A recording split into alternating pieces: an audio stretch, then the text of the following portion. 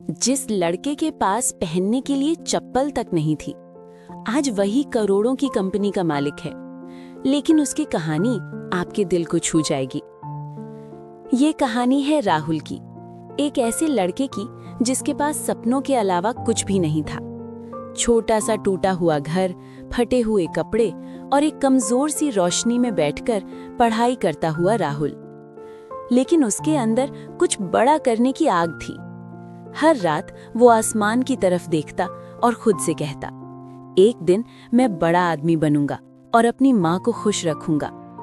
दिन में वो चाय की दुकान पर काम करता, बर्तन धोता, लोगों की बातें सुनता और रात में थका हुआ शरीर लेकर फिर से पढ़ाई करता। लोग हंसते थे उस पर, कहते थे तू कुछ नहीं कर पाएगा। लेकिन राहुल कभी नहीं रुका। एक दिन जिंदगी ने उसे सबसे बड़ा झटका दिया।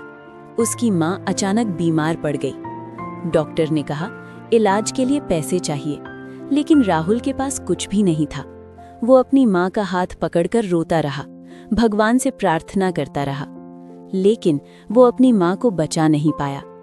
उस दिन राहुल पूरी तरह टूट गया, लेकिन उसी टूटे हुए दिल में एक नई ताकत पैदा हुई।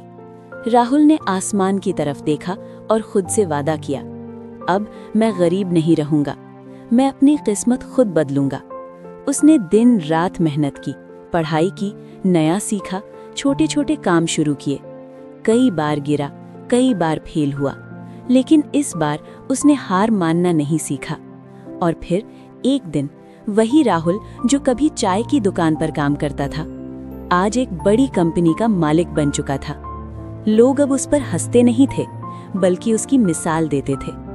लेकिन उस सफलता के बीच एक कमी हमेशा रह गई। राहुल आसमान की तरफ देखता है और आंखों में आंसू लेकर कहता है, माँ, आज मैं सफल हो गया,